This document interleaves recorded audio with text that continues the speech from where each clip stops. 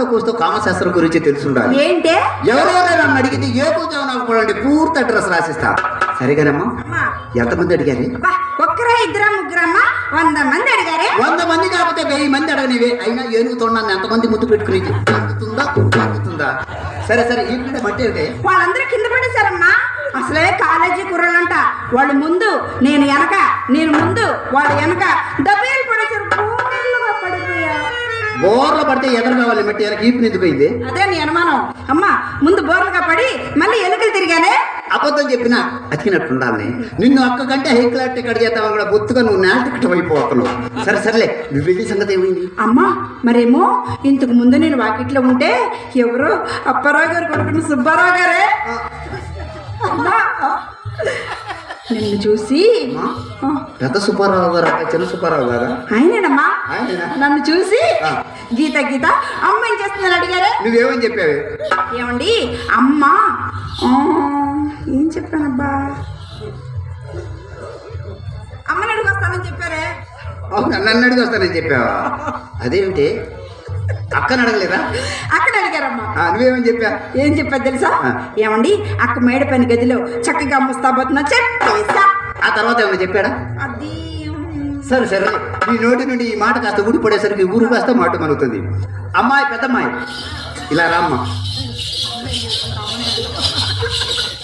పట్ట వచ్చిన చేప పైకి తెలియనది. వెతకపోయింది ఇక కాలికి తగిలినట్టుగా రావాల్సిన సుబ్బారావు గారు గుమ్మం దాకా వచ్చారు. నువ్వు త్వరగా ముస్తాబు కానీ. ఈ పాడు వృత్తిని చెయ్యలేనమ్మా. ఇది పాడు వృత్తి కాదమ్మా, ఇది మన కులవృత్తి అమ్మా. కులవృత్తి మానకుర గువ్వల చెన్నాన్ని పెద్దలు ఏనాడో చెప్పారమ్మా. అమ్మా రంగస్థలిపై బూతులు వాడినా వేసలకు మూతులు వాడినా చూసే దిక్కుడదే. వయసు ఉండగానే 4 రాళ్ళు సంపాదించుకోవాలి. నా మాట వినమ్మా, నా మాట విను. అది కాదమ్మా, నా మనసు తనువు ఎప్పుడో ఆ శ్రీకృష్ణ భగవాన్ ఎందే లగ్నం చేశానమ్మా. నా నట్టే బలవంత పెట్టకమ్మా. అమ్మా మనసు శ్రీకృష్ణ పరమాత్మకి ఇచ్చేయమ్మా, అది ఆయన చూసుకుంటాడు. సరేనా నా బదులు పెట్టవేది సంగతి ఏంటి? అమ్మా అసలు నువ్వు మమ్మల్ని కన్నావా? ఎక్కడైనా కొని తెచ్చి పెంచుకున్నావా? కన్న తల్లివా కసాయి దానివే నువ్వు? ఏ కన్న తల్లి అయినా తమ పిల్లల్ని ఇలాంటి నీచమైన వృత్తిలో పెంచడానికి ఇష్టపడుతుందా? సమాధానం చెప్పవే. ఇది నీచమైన వృత్తి కాదమ్మా, ఇది మన కులవృత్తి అమ్మా. నా మాట వినవే, నా మాట వినవే. వినేలా చెప్పమ్మా. నా మాట ఈ పాడు వృత్తిని చెయ్యను చెయ్యను చెయ్యాలంటే నీ వయసు నాకుంటే ఈ ఊరిని బాగుపడిపోతావమ్మా. డబ్బులు ఉండవాళ్ళు ఉంటారే ఎదురు చూస్తున్నారమ్మా. కన్న తల్లి చెప్తున్నానమ్మా. అమ్మా నీకు డబ్బు పిచ్చి పట్టిందే. నేను ఈ డబ్బు మొత్తం తగల పెట్టేస్తాను. నీ మాట నేను వినను.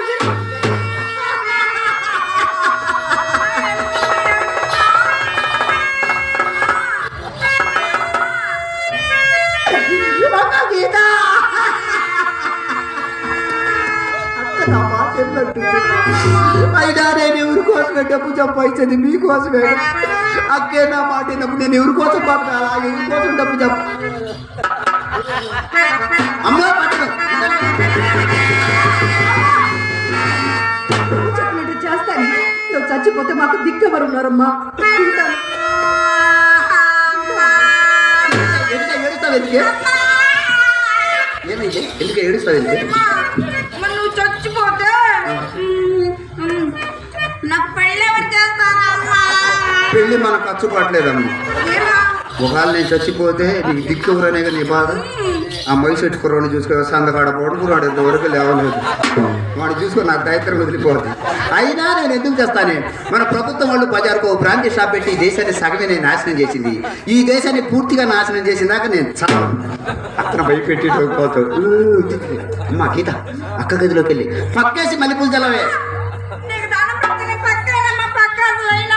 పక్క అయిపోతే పర్యటన జరిగింది.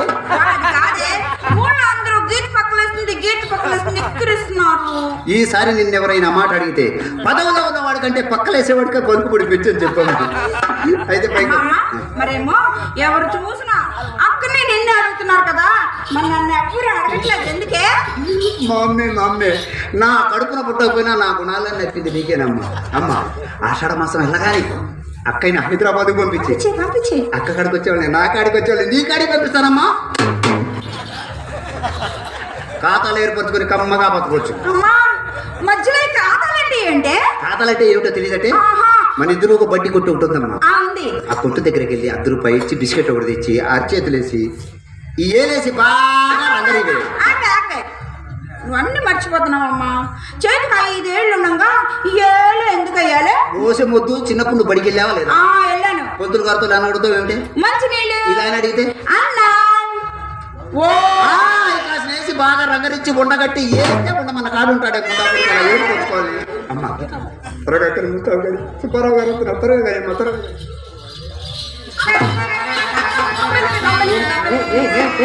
ఆగవే, నేనేమి అనలేదు నిన్ను ఇంకా. చేయి పట్టుకున్నందుక కాదే, ఇలాంటి పాడు కబుర్లు మోసుకురావద్దు. నీకు ఎన్నిసార్లు చెప్పానే? ఏమీ చెప్పకుండానే పెద్ద సుబ్బగారావు గారి అబ్బాయి చిన్న సుబ్బారావు గురించి అమ్మకి ఎలా తెలిసింది? ఎలా తెలిసింది? నేను అమ్మకి నిజంగా ఏం చెప్పలేదక్క. ఆయన ఏం చెప్పమంటావు అక్క? చెబితే నమ్మల్ని నీ కోపం ఇలా కొడతావు, చెప్పకపోతే అమ్మ కోపం అలా పట్టుకెళ్ళి పట్టుద్ది. మీ ఇద్దరి మధ్య చిత్ర, నిజమేలేవే, ఇలాంటి పాడు కబుర్లు మోసుకురాకపోతే అది నేను ఇంట్లో ఉండనివ్వదు. ఆడపిల్లవు, అందున చిన్న పిల్లవు, ఎక్కడికి వెళ్ళి బ్రతుకుతావు, ఎలా బ్రతుకుతావు చెప్పు. నా కర్మ ఇలా ఉన్నప్పుడు నిన్నని వెళ్ళావు.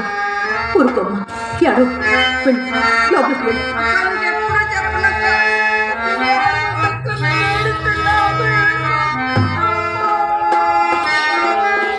చిచి, ఏమి వృత్తి ఇది? పాడు వృత్తి కదా.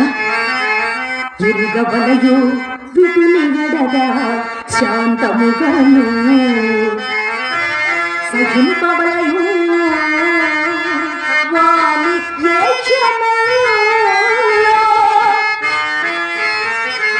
మసలవలయో ఆతని నదిగెక్కునట్లు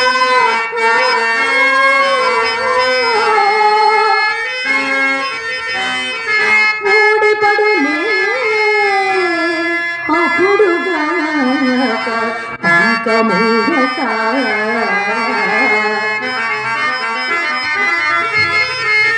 కృష్ణ కృష్ణ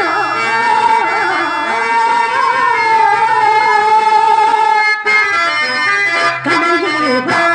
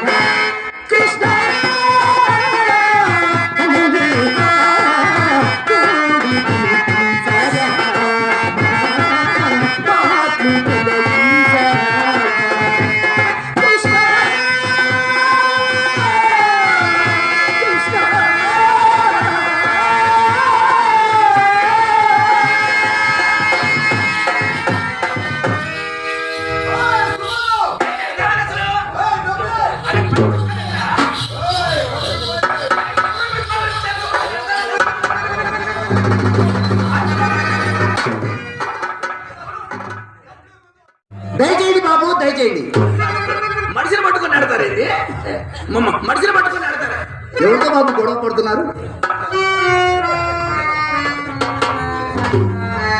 ఆడవాళ్ళ తప్ప పక్క వీధికి రాగా 5 రూపీస్ అంటాడు, మన మీద రేటు పెంచుతాడు. ఇది వాళ్ళ అలవాట, మన ఏర్పాటు. ఇష్టం పోవాలా? అసలే రౌడీలు. రౌడీలా? మనం ఓడారం. ఇప్పుడు పోయాడు పోయాడే ఆయన. పోయాడు కాబట్టి బతికిపోయాడు. లేకపోతే క్రికెట్ బంతిని కొట్టి కొట్టేవాడి ముండాకుడు. సరే కానీ బాబు, లోనికి వచ్చారు ఇంకా ముసుకెందుకు భయపడ్డారా ఏమిటి? భయం ఎందుకు? ధైర్యమే సాహసం, ఆయాసం. అబ్బాయి పండించుడే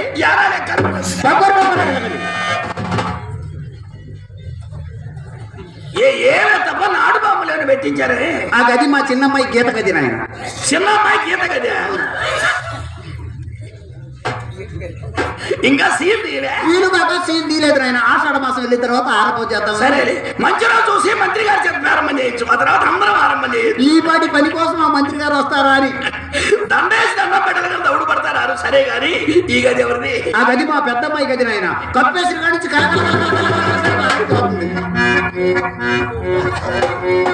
వాసన చూసరే వారిపోవాలనిపిస్తుంది. వెళ్ళి లోన్ చూడండి. చూసా ఏమి గుత్తి బలములు ఏమి ఘన బలములు బ్రహ్మాండంగా పెట్టించారు. అంతేకాదు నాయన సిలుగు ఫ్యాన్లు కూలింగ్ మిషన్లు కూడా పెట్టించారు. అవి అవసరం